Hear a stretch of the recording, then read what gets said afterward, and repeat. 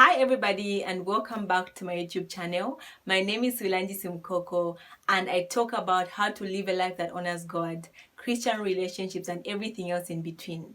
So in today's video, I'm going to be talking about how I had my dream wedding on a budget. So if you're interested in watching more, definitely stay tuned and let's get started.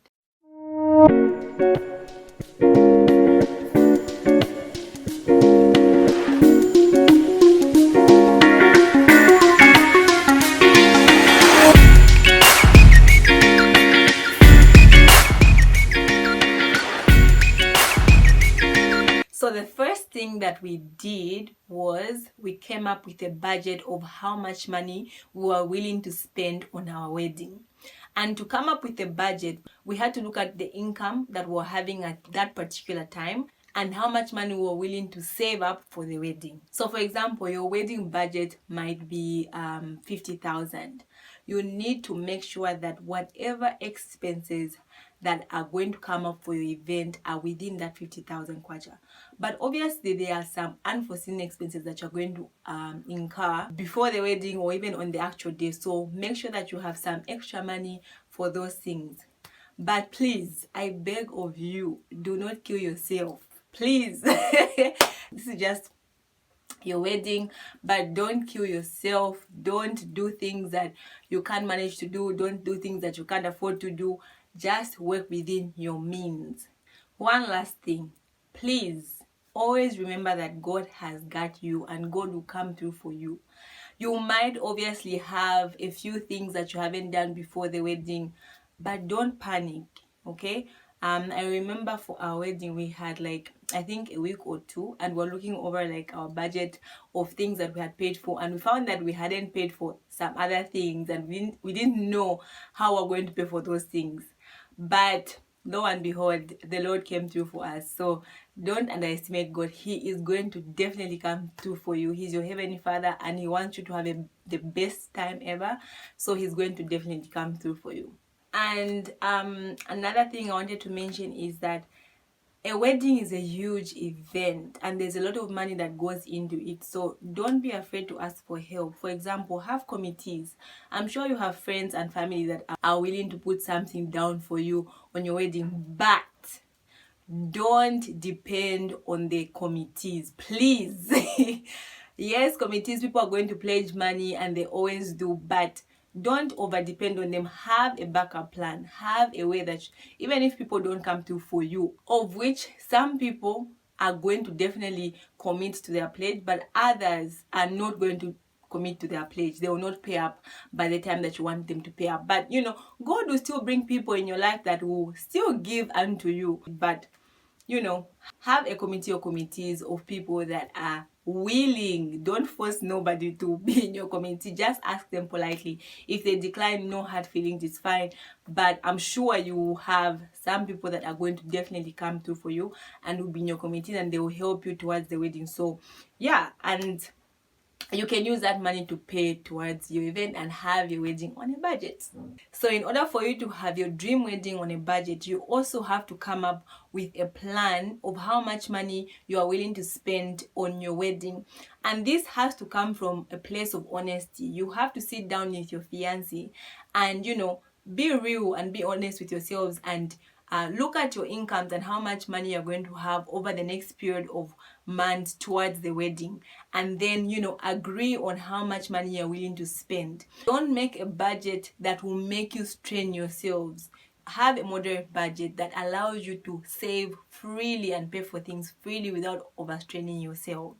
The importance of having a budget is that it allows you to spend within your means and also gives you some sort of boundary of how far you can go.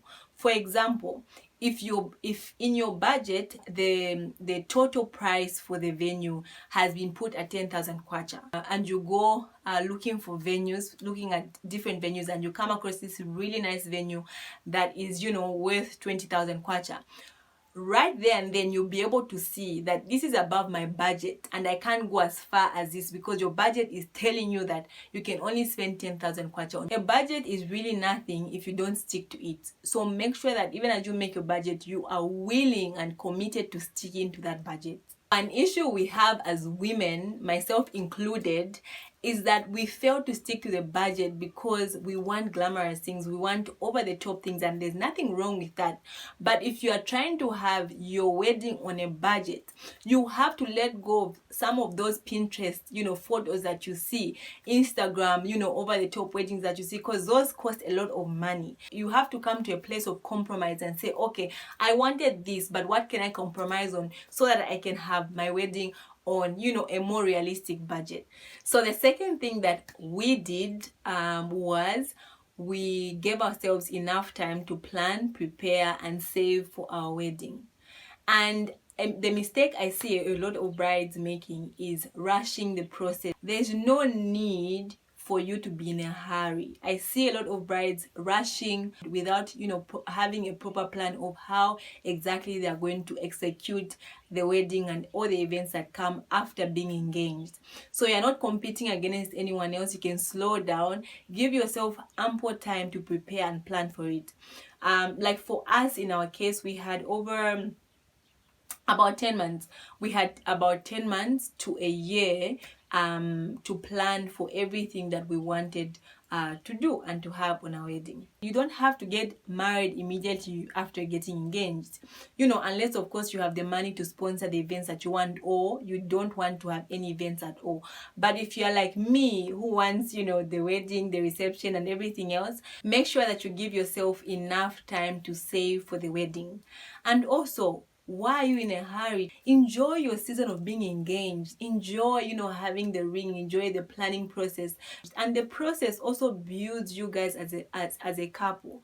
Instead of, rushing to get married and all of that stuff, enjoy it and, love every, aspect of being engaged. Don't be in a hurry. Don't be stressed. It's your wedding. You need to enjoy it. And also, slow and steady always wins the race.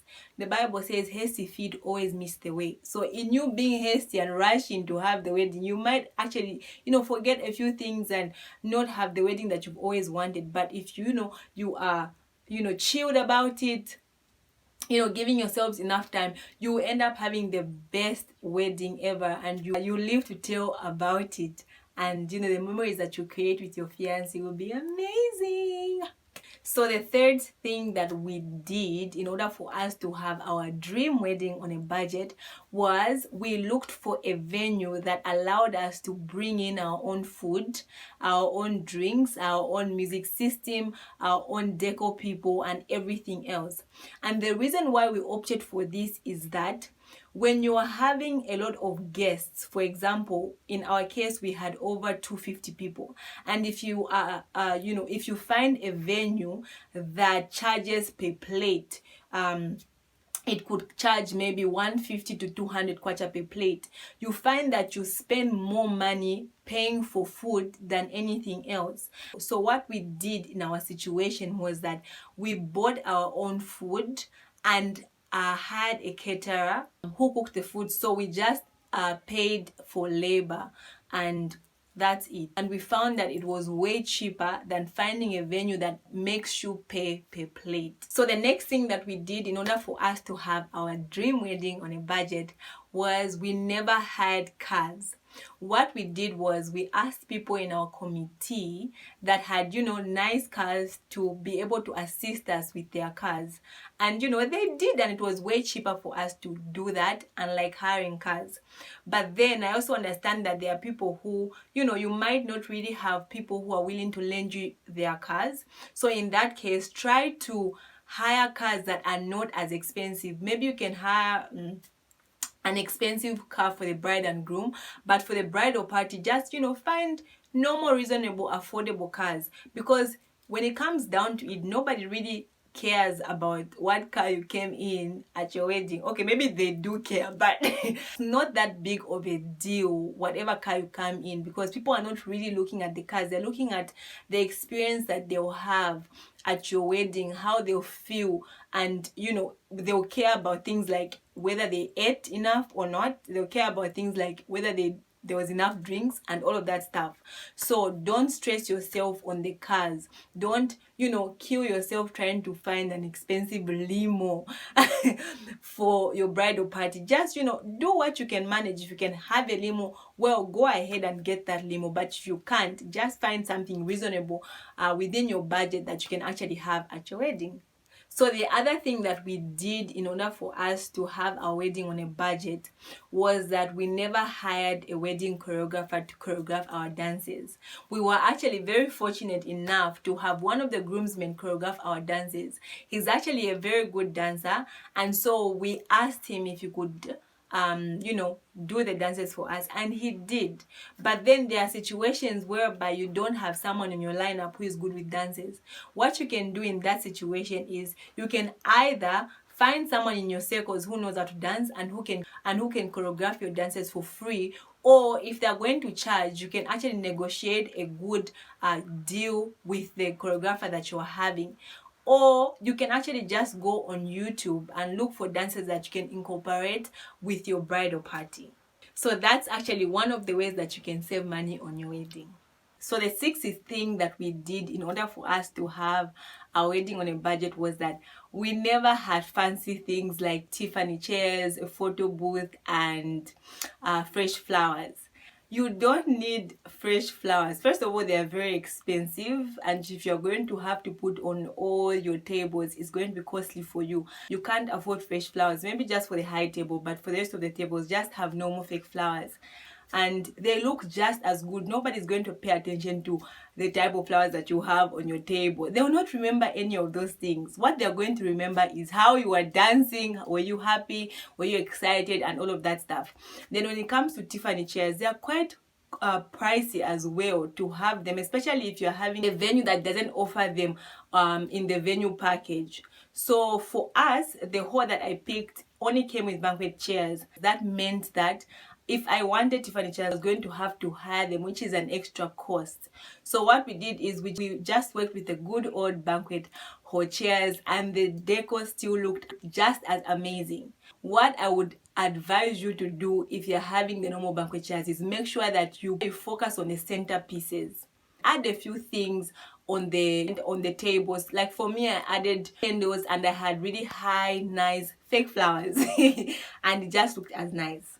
Okay, and for the photo booth, what had happened was I initially wanted to have a photo booth. Like, who doesn't want a photo booth at their wedding? But then as we got closer to the day of the wedding, we ran out of money, so I had to make a decision whether I was going to have to borrow money to pay for the photo booth or not, and I opted not to have a photo booth. And you know what? I don't even remember whether I had a photo booth or not. You won't even take pictures on your photo booth. It's other people who are going to be taking those pictures on your photo booth. So girl, if you want to save some money, you don't need a photo booth. Your pictures will look just as amazing, and you have so many pictures to choose from and all of that stuff. So save your money, girl. So that's all I had for you in part 1 of how I had my dream wedding on a budget. But be sure to check out part 2, which will be posted on Monday at 1 p.m. Zambian time. Thank you so much for watching, and see you in part 2.